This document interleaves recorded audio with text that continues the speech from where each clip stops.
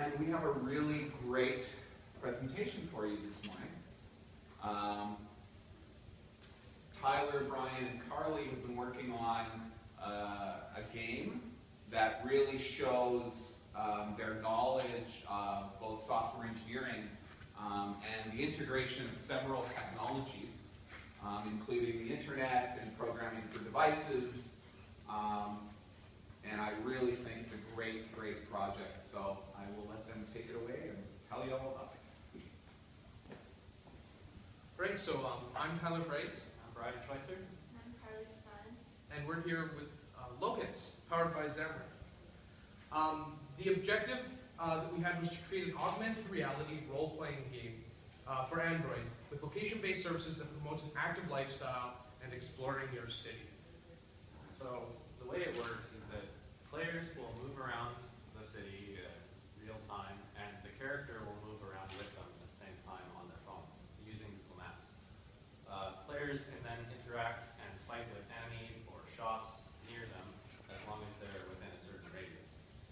You can buy and sell items at shops or fight enemies. And then we also have an RPG system, so there's levels and character classes and all types of progression and items. So the technologies that we use are Xamarin Android, which allowed us to make the Android app using C#. Photon Server, which is how we abstracted the network from our project, so we didn't have to really focus on that too much. We use Google Play Services for Google Maps and also for our login system, so that we didn't have to, once again, worry about the login system. Our database is using the MariaDB engine, and our revision control is using Git, and also our server is running Windows Server 2012. So with this project in mind, we tried to make a modular, generic system to allow easy modification and development of the application. What this means is that we're trying to make the system in such a way that future development becomes easier for us to extend and develop new features without having to rewrite the whole thing. We did this in such a way so that when we come out of this project, if we decide to continue on with it, instead of having to throw away half of our code and rewrite it just because it was a project that we did in 8 months, we can instead extend what we have and just work on fixing the little parts that we have or changing them instead of having to rewrite the whole thing. We've loosely coupled as much as we can with third-party libraries so that if we need to, we can switch out some of the different technologies. So like Brian said, we used Photon Server, which abstracted away our networking.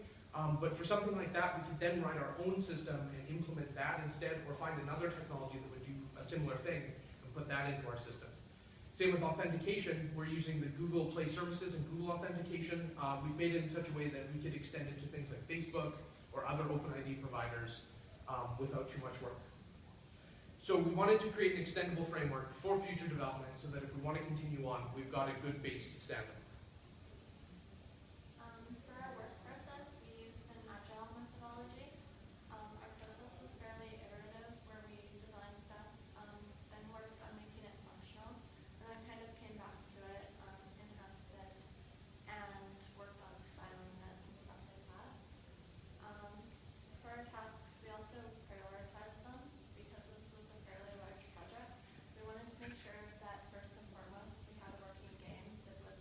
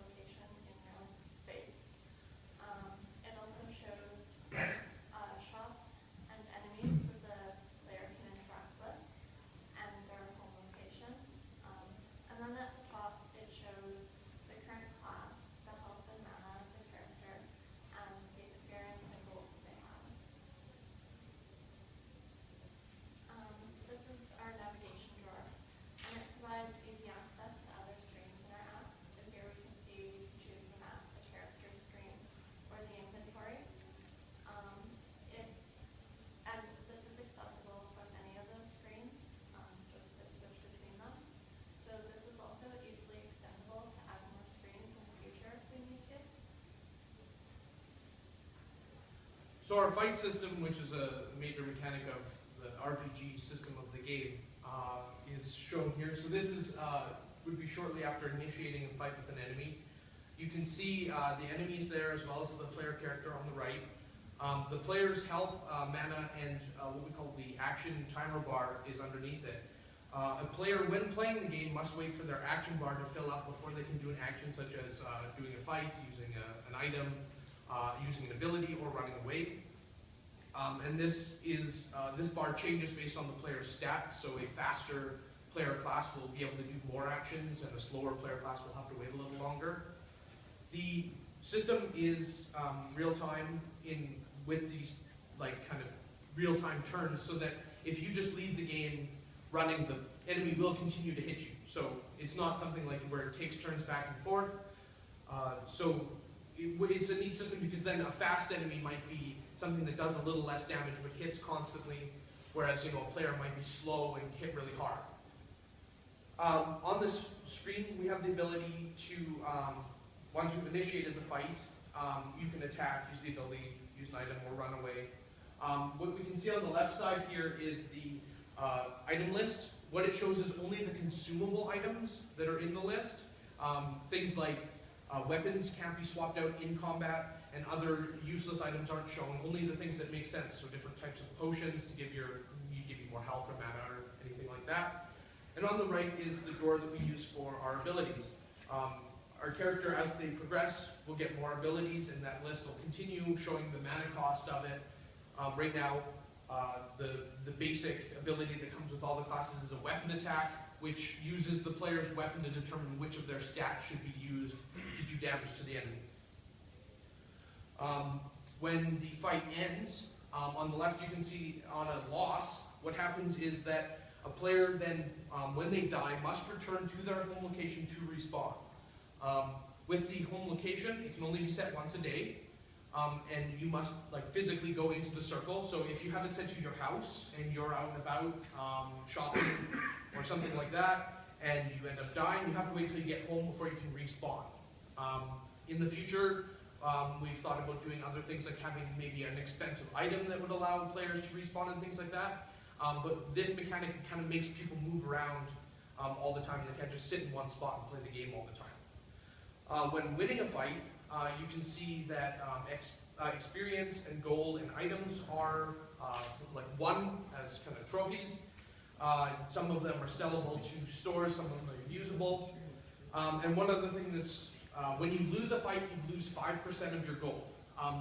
You also lose 5% of your gold if you run away from a fight. So one of the things is losing a fight, whether it's dying or running away, is always something that's considered bad.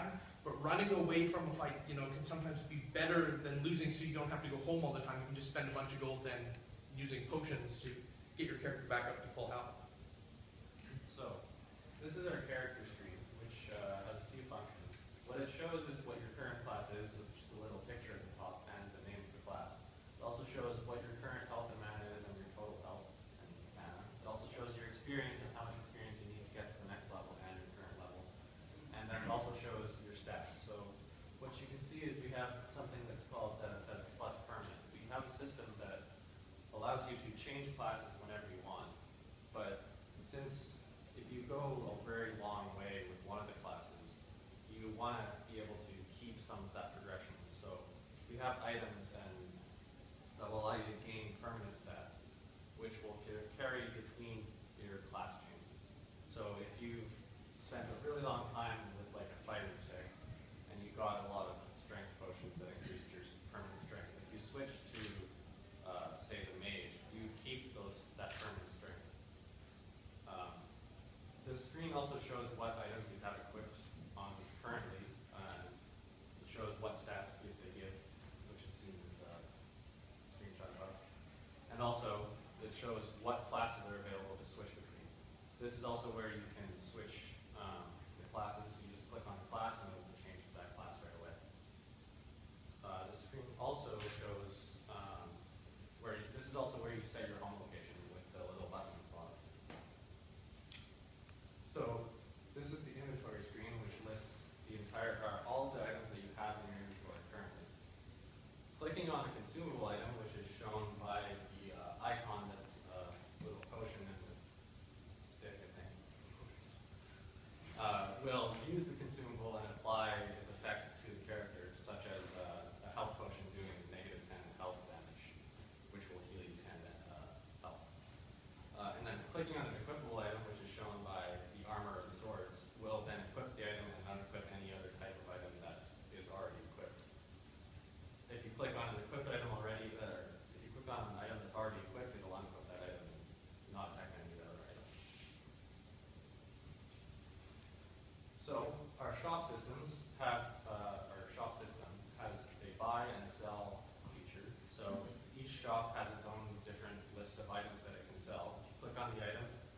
buy the item and then remove the gold from your inventory. And then if you sell an item, or you can sell any item that's in your inventory, but it'll only sell for 50% of the value that's would be the purchasing price.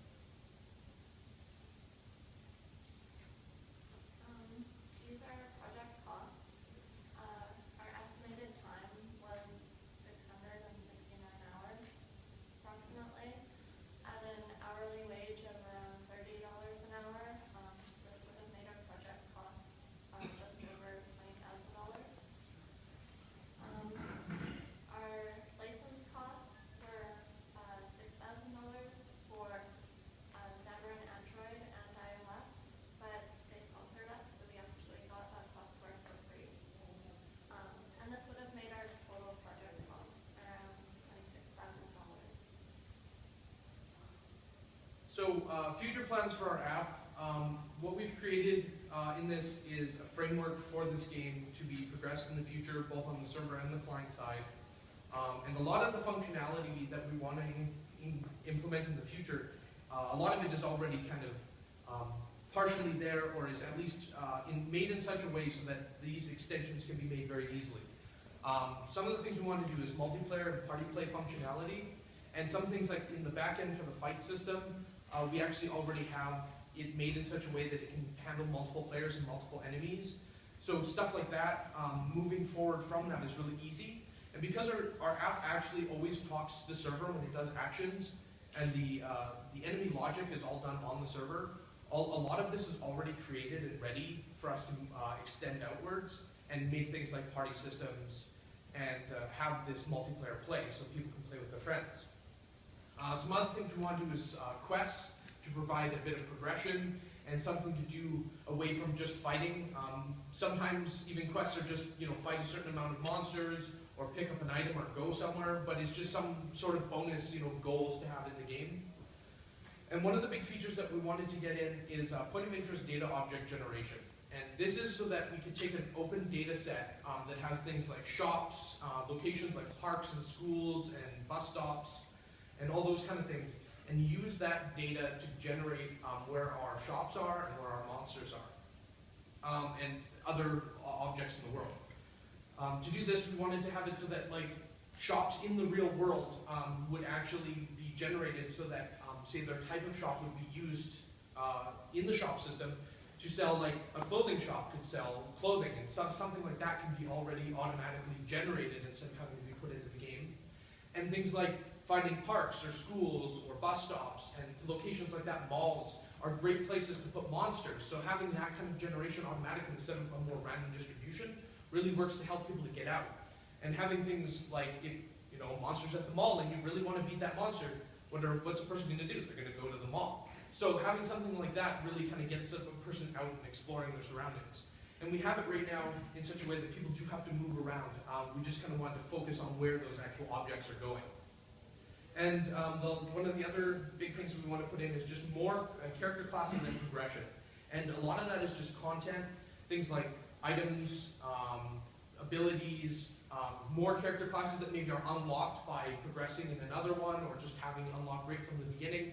Stuff that makes this a game that people want to consistently play and not just, see, oh yeah, this is cool, and then, drop it. We want to keep bringing people back by offering them a reason to, some sort of fun way to progress in the game and to have a bit of an achievement and an accomplishment in the game. So now we will open it up to questions. Who's your target audience? Our target audience, actually, when we were doing a lot of our, doing a lot based on this kind of stuff, we have a few. It's mostly younger people because that's where the RPG game aspect comes in, except for maybe some of the people that played a lot in their younger days. But one of the things that it's targeted at is people that are, we want to target it at less mobile and more mobile people. So we wanted to make sure that people are able to kind of go out and do things just around them. So even if it's only 4 or 6 blocks away, somewhere where you can walk to, store not too far away from your house, we want to make sure that that radius is in. But we also want to target to the people that have vehicles or have the ability to use public transportation so that there's a lot of objects in a larger radius. Our target demographic is really the kind of people that are always on their phone because we want it so that people use it as a game that they want to integrate into their life. This type of game isn't the kind of game that you sit on your couch and you play for 6 hours, like maybe like a Candy Crush Saga or something like that. Instead, it's supposed to be, you're getting out. So if there's one at your favorite grocery store and you have to go for groceries, we want you to pull out the app and see that there's a monster at the grocery store and use it while you're there, instead of just sitting on your couch. But we also want people to use that as an excuse to get out of their house. Sometimes people will sit there and think, well, I need to go to the grocery store, or something like that, but they don't really want to go. But if there's some sort of incentive there and they want to use the game to also progress, it's a good way to kind of help people get out and do things like that. But really, the target audience is trying to get all of the people that are using their phones a lot during the day, so that they'll pull it out a few times a day and they'll look and say, oh hey, there's something here, or there's something nearby, and they'll go and play. As well as the people who will be interested in just zipping around the city and killing monsters because that's the cool thing they want to do. How's the battery life? Battery life of something like that, this is an interesting thing because GPS is really expensive, especially on things like Android. One thing that our app has an improvement that could, an improvement for the future for us especially, is making sure that we're reducing the amount of polling that's being done. Right now we're using the Google Play services in order to get players' location, and it uses the best provider that it can for the lowest amount of battery life. But a lot of it, the problem with using a game like this, it's kind of like the real-time movement, is that we do a lot of querying. And something to look forward into the future is to maybe change the polling rates and making sure that it's working down on that regard. But it's one of the things that's it's an expensive thing to use. Part of the reason why I said this was a great project, one is gaming is a billion-dollar industry, okay? But sort of more from the software engineering standpoint, I'd like to hear a few comments about, things like reusability, modularity, and all of those things, software engineering things that you had to put into this game. Well, Sorry to interrupt. Tyler, can you give me please a chance to answer the questions? My apologies. Me? Oh, sorry.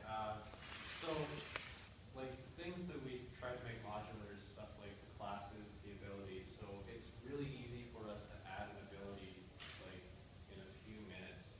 We just have to design the ability and add it to our database and server, do a little bit of logic, and then you can use it right away. Same with the enemies and the classes. We just really have to add a database entry or something like that, and it will be put right into the game. Something like the enemies is a bit more complicated because we have to add the images for the enemies into the app, which would require pushing the app out again. But another thing, I can't remember the entire question. Sorry. But I'm looking for, when you designed the game, right? The sort of software engineering principles you used to design it.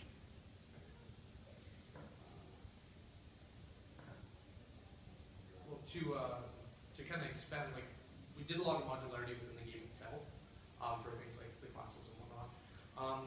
But what we tried to leverage was a lot of existing technology if we could, because, for example, the Google authentication system and our authentication system in general, which is really kind of just a pop-in, we can pop in new things as we need. But we didn't want to have to worry about things like, say, data breaches, which are a big thing nowadays, people's data being stolen, accounts being hijacked, things like that. We're trusting in the Google ecosystem and the accounts on the device to leverage that kind of stuff. And same goes for things like if we wanted to, say, add Facebook integration for login, we would deal instead with using Facebook to do that kind of stuff. But what we wanted to do is we wanted to make a system that tried to make it as generic as possible in order to be able to expand the principles as we did. And the fight system, one of the major things about the fight system is the fact that in the very back fight actions, they are made in such a way that it doesn't matter who initiated it and who the target is, as long as it has an initiator and a target. So, for example, if we're doing some sort of a weapon attack, it doesn't matter that it was a monster using the weapon attack on a player, or the monster using a weapon attack on another monster, or a player using a weapon attack on another player. All it cares about is that there's an object kind of, as initiating it and one that's like taking the hit and that there's something in the middle. And the reason we did something like that is the fact that we only have to have one long list of abilities then, and both can use it. And if we add something that maybe only monsters can use, then that's great. It's just not given to the player. But the option is still there that we can reuse that code back and forth. We also to work with that. We also talked about how we wanted to make it or extend in the future to be multiplayer and party-based. But our fight system is already designed in such a way that you can have multiple players in the fight. It just isn't implemented yet. So like it just choose. There's a list of players in the fight, but currently there's only one player. So we designed a lot of our stuff to be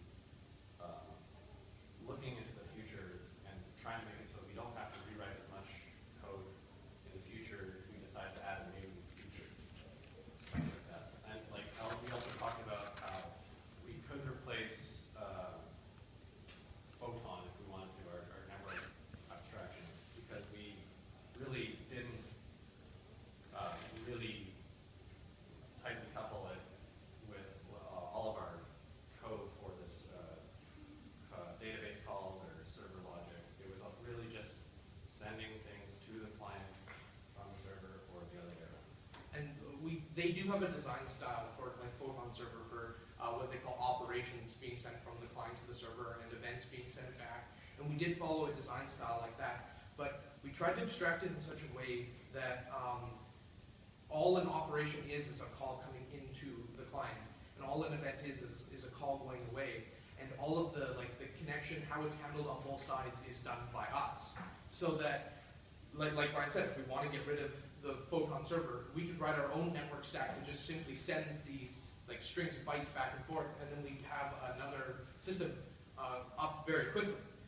We wouldn't have to do it. It's just for us, a lot of what we wanted to do, because we were trying to engineer a solution for this game, we wanted to focus more on the game itself and the gameplay and things like the inventories and the fights and those kind of actual subsystems, rather than having to worry about having a reliable network connection and having that connectivity. So instead, we leveraged the existing software that was there and implemented into our game as a module, so that we can swap it out later if we want. Because there is licensing costs on Photon if we want it to be big. So using it now, while it's free for the small use, was great for us because it saved us a lot of time and allowed us to abstract that. But now once we're graduated and we get out, we can do whatever we want. If you were to rank the various external elements in terms of difficulty and cost, which would be the worst or the most costly if you wanted to swap it out with something else? Nobody can answer the question.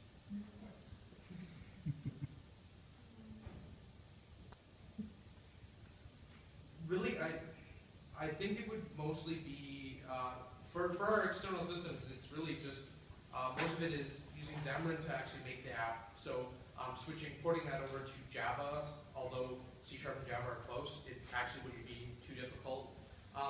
The networking stack does a lot for us that we have to swap out, but honestly, I think the thing that would probably cost us the most or take us the most time would end up probably being the networking stack, just because we're not masters at doing that kind of communication, and it would be something that we have to learn from the ground up to do proper, reliable UDP connections and stuff like that. So, which is one of the reasons why we abstracted that away, because we want to focus on the game and not focus on learning how to make a connection to a server.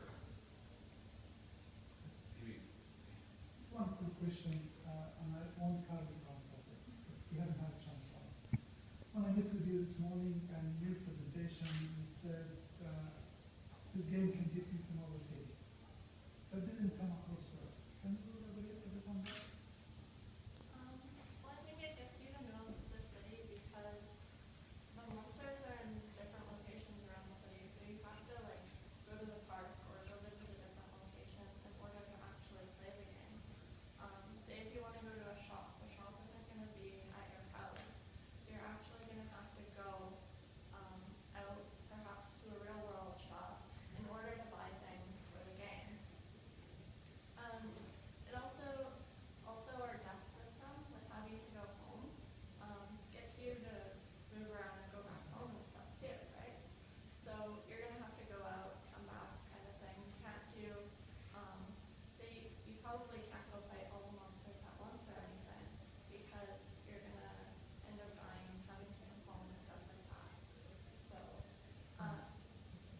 really enjoyed environmental impact from the sounds of this.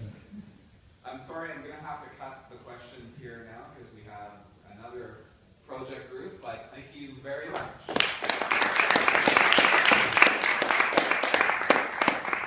And please feel free to go to the 4th floor. All our software projects are on display, and they're all very good. So Yeah, make sure you come check it out because we actually have the game demoable. You can kind of try it out, and There's 4 devices, so there's ability for